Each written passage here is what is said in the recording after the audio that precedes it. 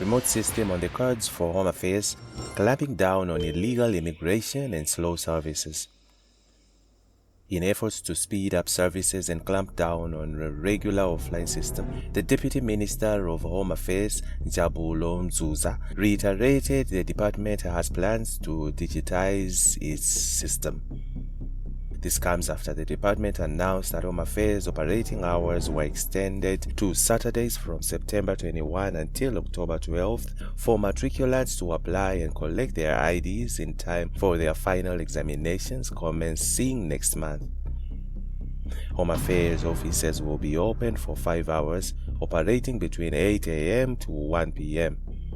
Mainly, we are targeting matriculants before examinations commence. We are going to have about 2,800 staff members up until October 12th every Saturday and 321 offices across our country. Another major issue is collection of IDs. We have about 600,000 uncollected IDs, including 140,000 IDs, which are first-time issuance. We want people to collect and apply for their IDs, said Nzuza. Speaking to Newsroom Africa, he said Home Affairs offices operating on Saturdays was not new as it has been implemented in the past years. The digitization Home Affairs was the department's commitment to speed up services in order to beat the constant long queues and backlogs of uncollected and unissued IDs. Among the plans to revitalize services in the department, Nzuza said that digitized Home Affairs would eventually pilot a remote system where people apply for their IDs and other documents in the comfort of their homes. He added that technological infrastructure is currently on the cards, improving the department's system. We are trying to build a digital Home Affairs. We want people to apply for their documents from home now. It is what we are working hard on for people to use apps and apply for their IDs. We are investing a lot in technology to improve the speed in which the level of our offices connect. We are having various projects which deal with various biometrics, which makes it easier to operate our offices. That commitment and investment in infrastructure is there, especially in information technology. We are now moving to the digital space, which we call the Home Affairs from home, by digitizing the paper records to a digital space. The minister is very passionate about it. We want to deliver services at your doorstep. Very exciting announcements are on the way, said Nzuza. Media outlets reported that the Minister of Home Affairs, Leon Schreiber, said digitizing the department would also secure South Africa's national security, clamping down on illegal immigration. Speaking at the RMB Morgan Stanley Investor Conference last week, Schreiber emphasized digitizing his office would boost the economy and stabilize law and order in the country. The minister's utterances is amid the validity of controversial pageant queen Miss Universe Nigeria Chidima Adechina's citizenry. Adechina's mother is under fire for allegedly committing fraud and identity theft.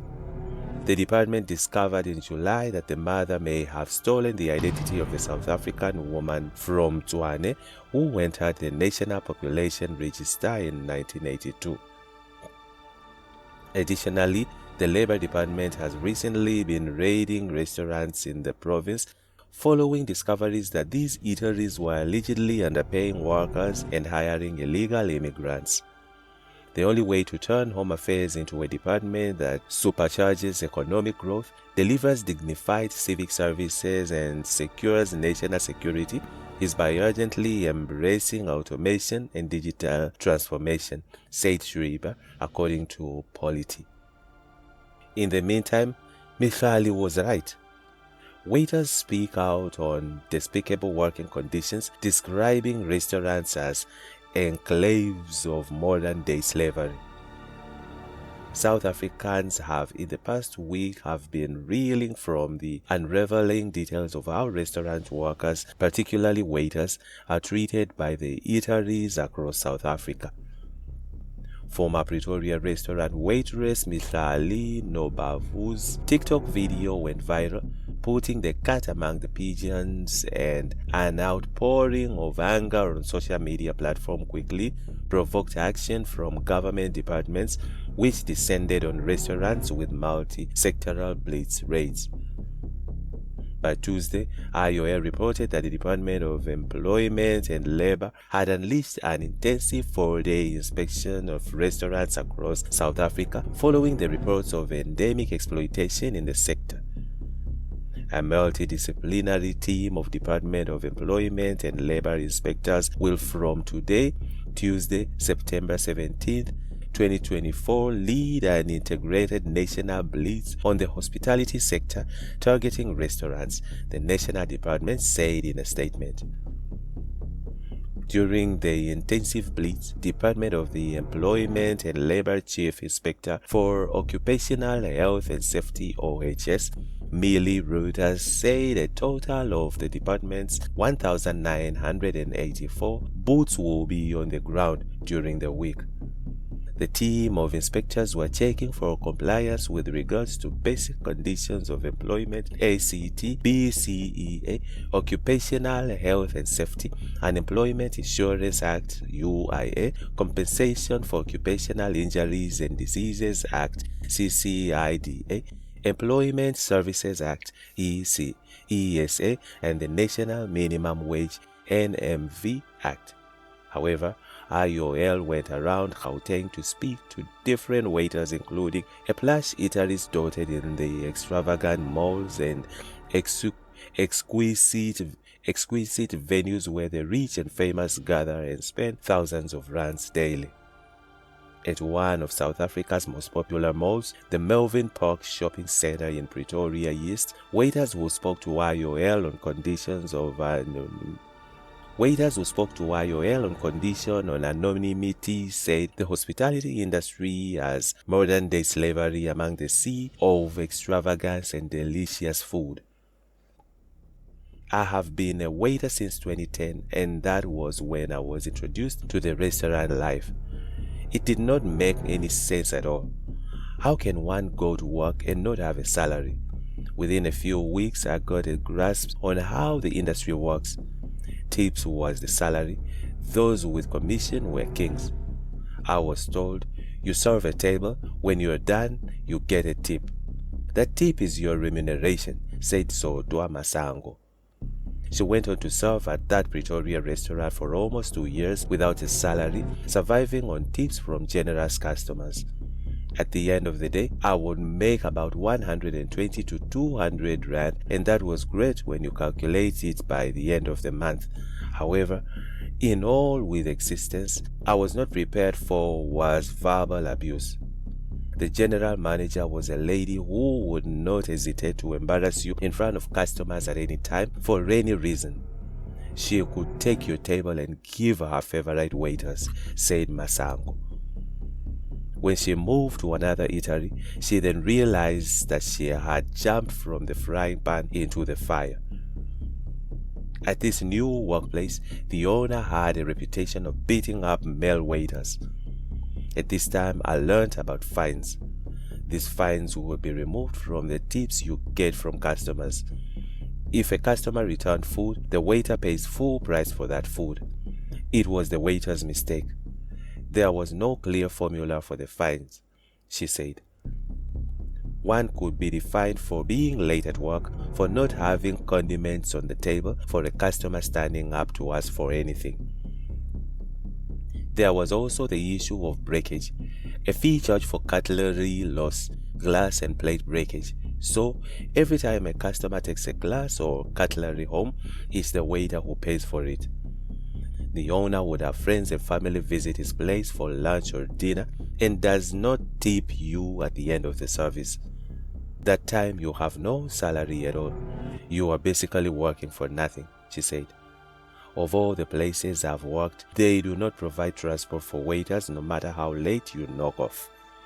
So to say the issue of sharing tips is also a contentious matter in the restaurants. Lately, More restaurants instruct waiters to insist that the customer tips using a bank card, which means the restaurant will conduct unreasonable bank charges and share the waiter's tip with other staff like bartenders who have a monthly basis salary.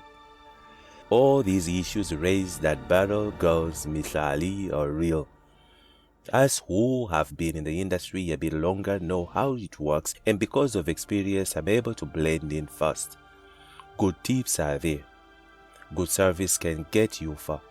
Unfortunately, those high tips come once a week or month. That is just the reality, and tell me what options we have, she asked.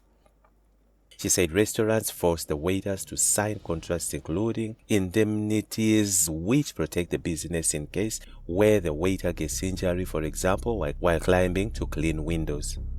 A few kilometers away at the iconic Hazelwood block of restaurants, from Tendi bistros was fine dining international establishments clustered in one area.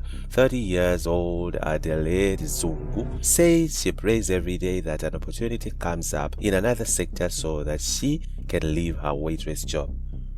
What I do not understand is how my fellow South Africans conclude that waiters are foreigners and they must be exploited and enslaved.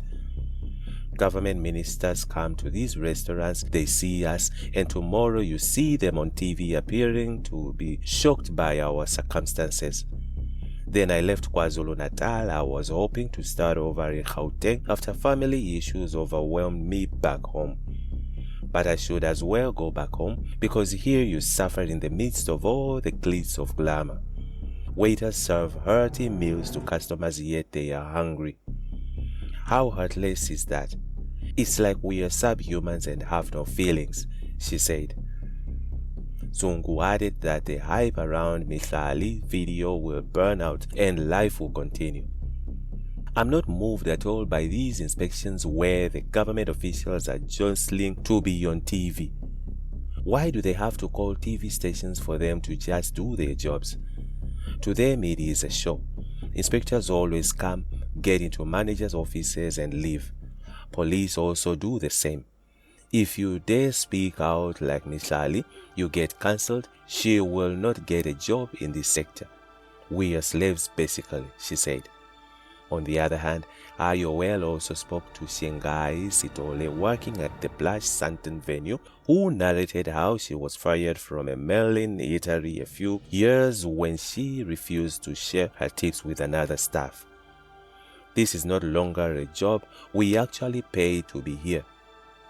For every tip I get, for example 100 Rand, they deduct some which they say is for other staff members and tax. That is why restaurants are moving towards a cashless environment. They do not even trust us with the tips. What Mihlali said was the gospel truth, but it is not limited to Bessel. It is the industry norm now, she said. You pay for the cutlery, you pay for your uniform. It did not make sense for me to share the tips with anyone because it is money I received from a customer from my service. On top of that, I had no salary. Why should I be the one to pay for runners, the restaurant staff who are hired to wash dishes and cleaning? They are not working for me, she said. Zungu said after she raised her displeasures at having her tips shared, she was fired and she took matters to the CCMA for arbitration. I was fighting a losing battle. They bring their representatives and I had no one. I just had to walk away, and that is what many of my colleagues have experienced too. The restaurants are prepared to use money and fight you at the CCMA, but they are not prepared to pay staff, she said. Even though many of the restaurants are moving towards a petty salary now, you are promised 5,000 Rand as basic salary, and when month end comes you will be lucky to get half of that. They give you reasons including tax and UIF, yet you never signed up for anything. When you leave the job, you walk away with nothing. The restaurants steal from us and exploit us because they know that we are desperate for jobs. She added that in many establishments, waiters now have to contribute daily towards breakages. Whether you broke something or not, you are told to pay something in case you will break something. And when you break something, you pay again. It can be as 50 Rand daily deducted from your tips. It is compulsory and we really do not have a say. It can even be 100 Rand deducted from a waiter daily, said Zungu. She also lamented the long hours in the industries, which she said waiters are not forced but to eke out a living. They volunteer to work the dreaded double shifts. Double shifts means you can come in at 6 a.m. and finish work at 9 p.m. or later. Some restaurants can close at 11 p.m. Because of the economy, you find we volunteer to do such hours just to increase our incomes, said Zungu. And that's it from Egypt's Crime. Stay tuned to our ASEC criminals and correctional updates.